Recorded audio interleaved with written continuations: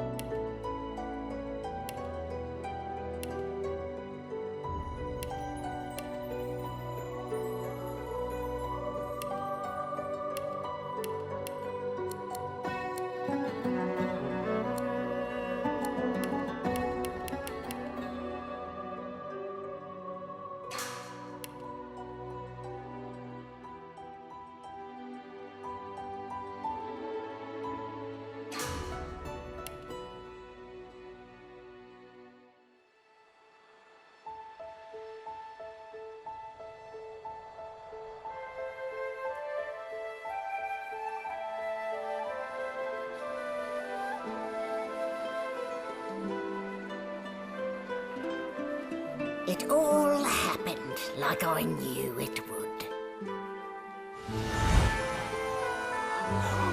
A single drop of source magic. And, like flies to honey, the monsters swarmed. The rebel panicked. The carnage began. And the magisters pointed their fingers at me. Just as I'd planned. I was shackled and collared and sent to Fort Joy.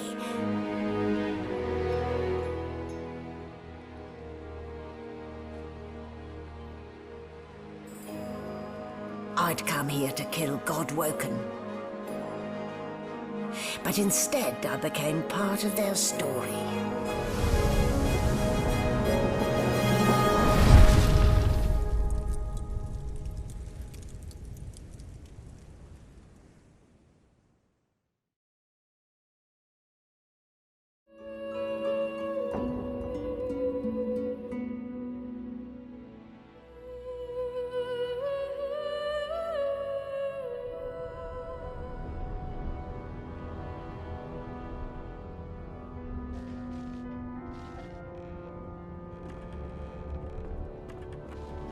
So, still a bit groggy, are we? Don't worry, the sedative will wear off soon enough. Easy now, no need to hurry. Get your bearings and report to me upstairs.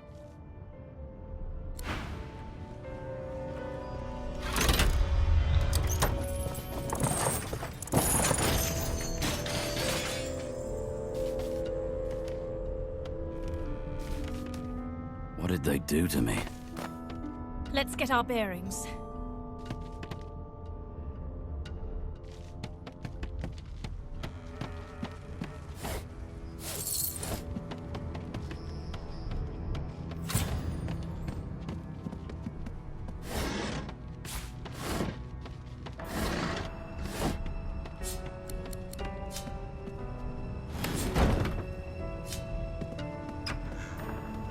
Well, that explains the smell anyway.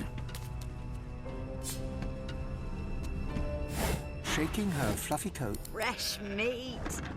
That may be so, but look at the flies. And wisdom. Flies know when a creature will die. And it's around your head they're buzzing, not mine. with 2 shakes of her stumpy tail, the sheep turns away from you to peruse her hay-filled manger.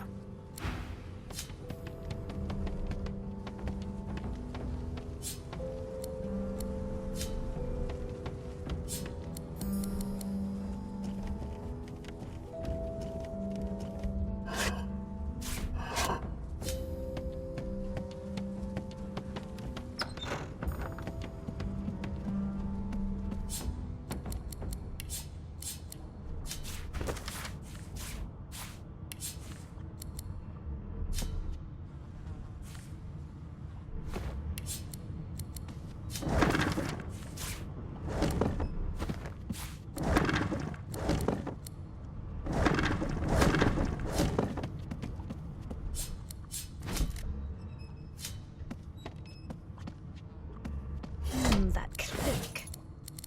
This floor plate triggered something.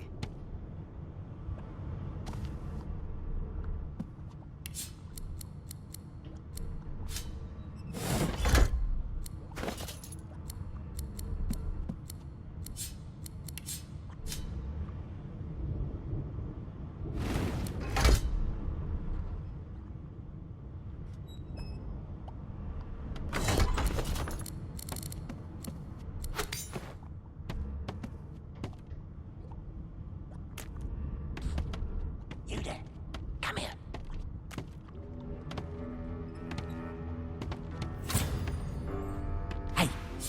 Hey! Get me out of this cage and I'll make it worth your while. You in? Set me free and I'll set you free. A fair trade, I should think. Your guess is as good as mine. Someone screamed loud as a banshee. After that, pure pandemonium. They never even told me what I was accused of. Just dragged me down here.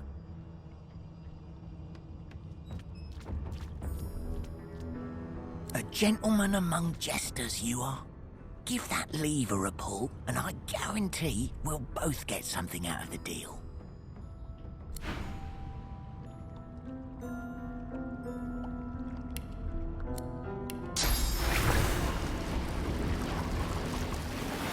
Before you can even touch the lever, you hear a sniff and... Is my shift over? Are you here to relieve me? Wait, you're no magister. You're a sorcerer. What are you doing here, filthy scrounger? Choose your words carefully. My fists ache to meet a new face. Damn. If it's not one thing, it's another. And no way I can trust those fools to deal with any nonsense on their own. Can't leave the prisoner alone, though. He's been nothing but trouble, I hear. If it's all the same, I think it's best he...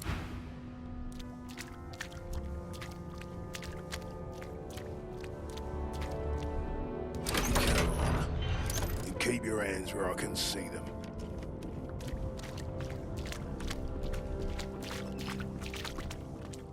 Hurry it up, sorcerer. We haven't got all day. No. No. You most certainly don't.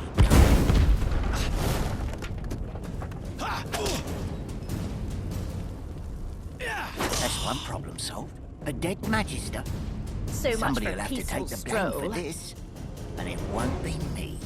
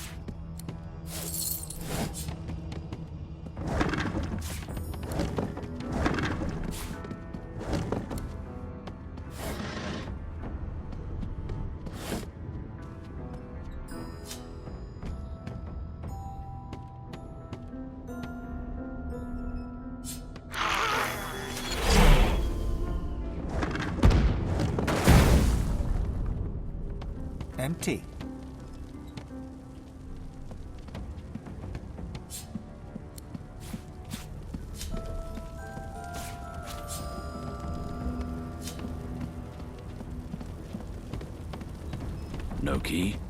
No problem.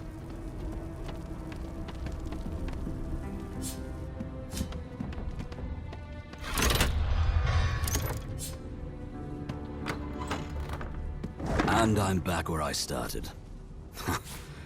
Nowhere to go but up.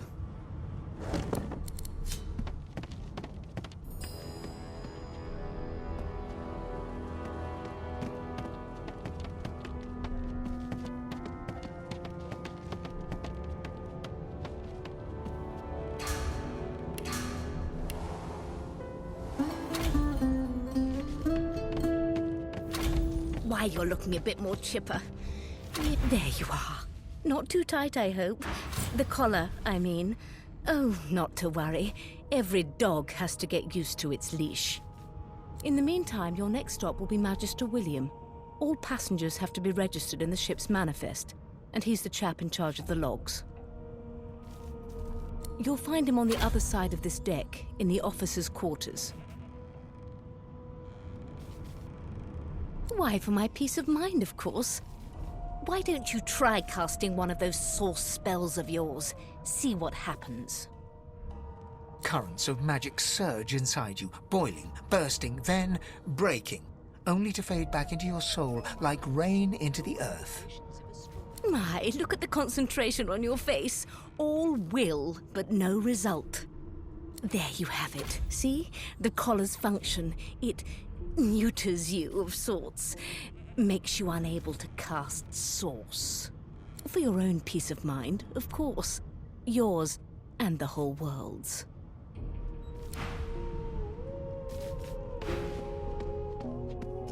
There you are.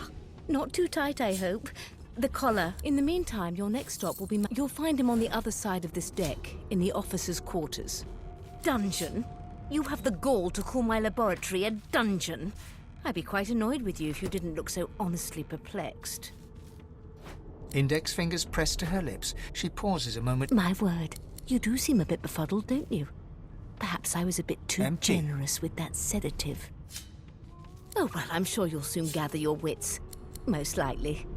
Eventually. In the meantime, a new life awaits, and if you're a particularly good boy, perhaps a cure as well. An end to source. For good. She frowns and peers at you closely, resting the back of one hand on you. Delusions such as these are rare, but not unheard of. I recommend a cup of mulled wine. Is he? Oh, well. Some problems simply sort themselves. Why, for my peace of mind, of course. Why don't you try Currents of magic surge in... My, look at the concentration on your face. All will, but no result. There you have it. See? The collar's function. For your own peace of mind.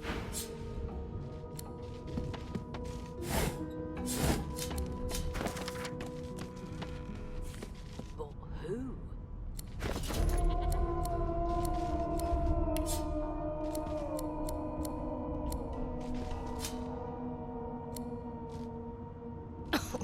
My, these smelling salts are strong stuff.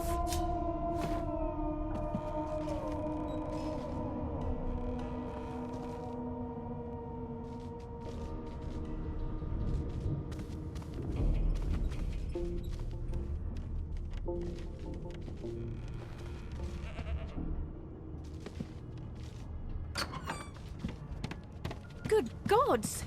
There's been a murder here. No indications of a struggle. Behind the Magister, a bloodied mass lies in a heap. Gore and limbs lie at odd angles. You can't make out a face amid the mess.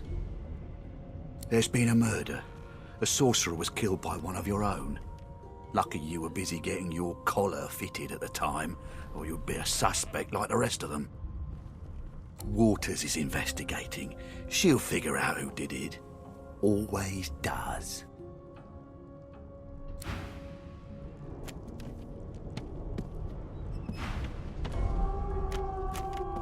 Ugly sight, isn't it? Burns me up this happened under our protection. We're extremely lucky no Voidwalker followed the source that did this. Finn didn't see it like that. He was desperate for us to help him. Two things scared the living daylights out of him. His own shadow and his own source. We'll find out who did this. Speaking of, She looks up at you with a mirthless smile. I was on duty in your room when the murder happened. You were asleep the whole time. Didn't even stir. You're one of the only indisputably innocent people on the ship. Unless you can commit murder in your sleep, of course. I thought as much. Listen, I could use someone to keep their ears open among the passengers. Sometimes they clam up in front of a uniform.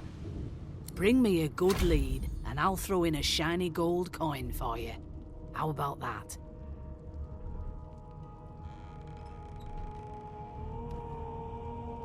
Thanks. I just want to catch whoever did this before they hurt anyone else.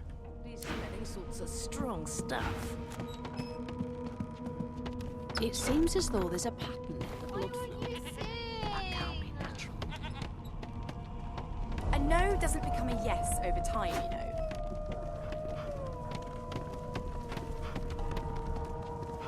An elf sits tucked away in a dark spot, lazily rolling dice onto the surface of a barrel.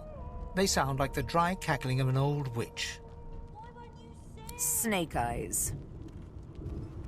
A no doesn't become a yes. She chuckles. I bet that's just what they'll look like. Ask what you must. She shakes her head. Game for one, I'm afraid. Rolling dice. Deciding fates. She eyes you quite seriously. Not the future, no. But I can read the past in flesh. One of the perks of being an elf, you see. I'm quite good at it, too. I could lick your arm and tell you how you spent the night before last. Shall I? She gives your arm a vigorous stroke of the tongue, efficient like a cat grooming. You were in a cellar with other sorcerers. As everyone lay sleeping, it seems you and another elf engaged in an action somewhat similar to the one I just performed. Only rather more vigorously. Of course it is. The truth's right there, skin deep. But don't you worry, darling. Your secret's safe with me. I don't lick and tell. Don't worry, honey. It isn't yours. She looks you up and down with the merest hint of a coy smile on her lips. Never say never, though. He raises an eyebrow as you approach, but doesn't open his eyes. Listen up, Ghetto. You hear that? That's enough. The ship, of course. A wave of sound washes over you. The unintelligible chatter of your shipmates, the groaning of wood from floor to ceiling, the boom, crash and crackle of waves around you, complaints from the sea itself. And? There's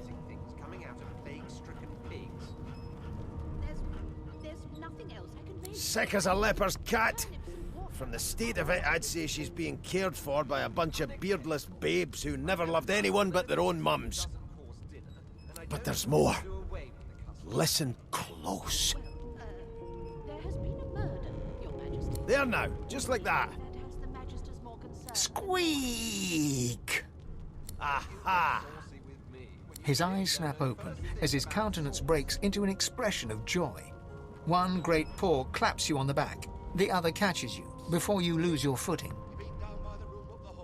There, you heard it, didn't you? I knew it. I knew it. Aye, this is good news, Ghetto. Good news. What's your name? It's the wheel. The wheel. Don't you see, you beautiful idiot? Squeaks whenever the helmsman jerks it clockwise, which means we're heading east. Burn my beard.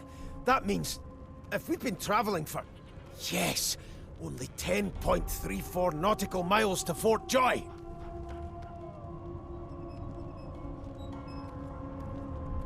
Captain, actually. And that figure tells me we're getting close to the Joy. Close to what lies beyond it, too.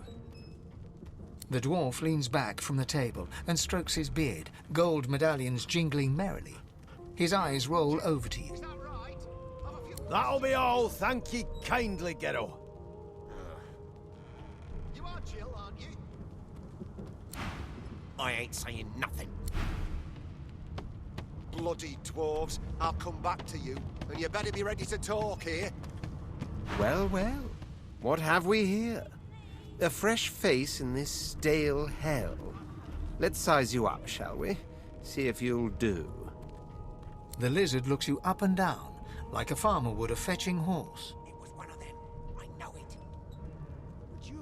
All of a sudden, he grips you firmly by the chin, with the intent of inspecting your teeth. Care about us. We're like cattle to them. My, we are fierce, aren't we? Not to worry. I'll soon remedy that. Now then, to business. You will answer me 3 questions. The first one is this. Can you cook?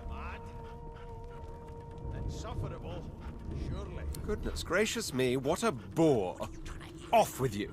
Quite clearly, you wouldn't have done at all. Shoo. The elf is reading a volume of Cranley Hubert's famous encyclopedia. He looks up, his big round eyes scanning your body, absorbing every detail. He reaches out and takes your hand, turning it this way and that, examining it from every angle. Finally, he pinches your skin, gently tugging at it. Fascinating. He sits back and returns to his book, flicking quickly from page to page, completely oblivious to your presence. Maybe that has the Magisters more concerned than your appetite. I am reading. Is this not evident? My book is in my hands, my face turned away from you. Perhaps my eyes not on the page. Damnable things. He grabs a metal plate and watches his reflection with one eye as the other shifts left to right and up to down. He repeats the maneuver with the opposite eye. No, they are working quite adequately. It seems you are at fault. Predictable, really. One of us will kill our own. They're picking us off one by one.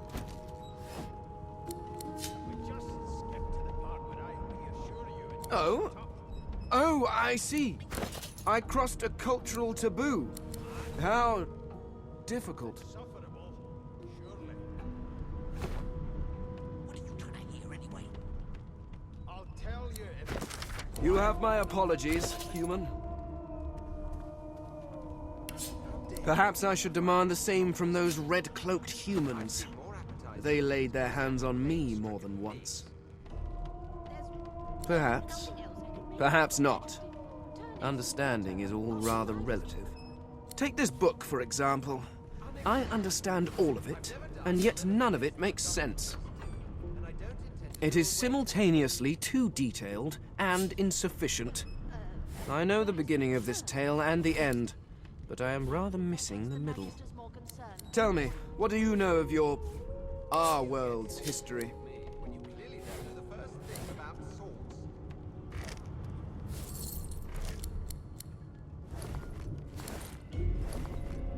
Oh, please.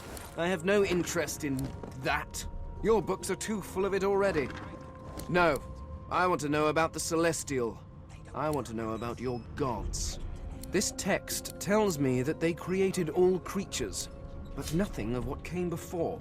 Where did these gods come from? Who are their people? Where are the others of their kind?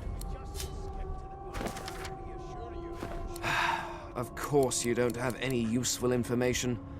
Why did I expect anything else?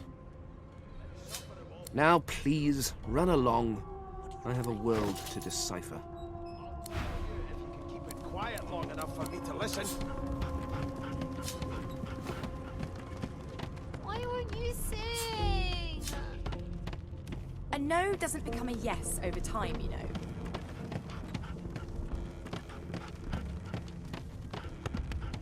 How dare you classify this slop as food? I've seen more appetizing Oh, things. there you are. Wife. Would you please tell this very charming gaggle of not-at-all brat-like babes that I am by no accounts this loser woman, nor do I sing, in fact. I'm deathly allergical. How very correct you are, spouse of mine. Madame Josephine Gribbles de Peeb refuses to be confused with anyone else. What? What's so funny? Her pinched face cracks into a great grin, and she shoos the children away from her with a laugh. Yeah, okay, you found me out. Go on and git, and maybe I'll sing you something when I'm good and ready. She turns to you, dark-eyed and dirty-haired, and smiles flatly. Gotta keep ourselves entertained, haven't we? You presume right. We just skipped to the part where I reassure you and you shut up. You think me mad? Suddenly, her eyes cloud to an unnatural black. Greyish veins run down her face, and her mouth tightens into a cruel sneer. As quickly as they came, the clouds clear. She smiles as though no change came over her. Good luck, Chief. The Magister starts. Recognition. You look just like... The Magister's face turns white. He makes a move to step backwards, then stops himself as his hand closes on the weapon at his hip. It is you. Ifan Ben Mesd. The Magister's eyes darken. His face closes over into a cold mask. I always knew you'd end up down low. Lower even than us nobodies in the rank and file. The higher the climb, the louder the splat when you fall.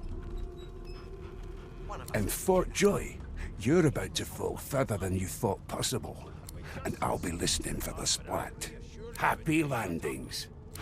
You head on in now, will you? Mad? No. Insufferable? Surely. Here to register, sir. Good. You faring okay so far? I'm glad to hear it.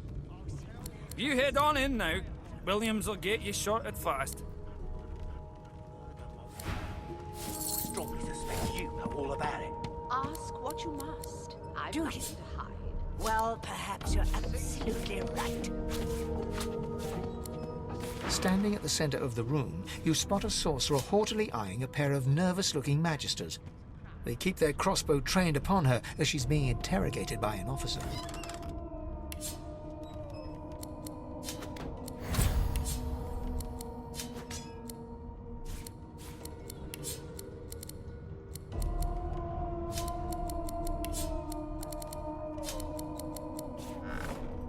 So you admit it then?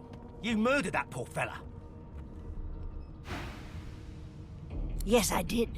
But of course, that was only the beginning. She turns her head and looks you straight in the eye. There are others whose lives must end. Good God, the woman's mad. You there, sorcerer, go and fetch Magister Siwan. We need to do more than collar this maniac. We need to shackle her. By all means, do as the officer says. But you had better hurry, because... She reaches for her collar and simply removes it. I'm just about to create a scene. Subdue her, men, quickly! If she casts source, the Voidwoken will come. They'll end us all. She smiles with wicked satisfaction. Precisely.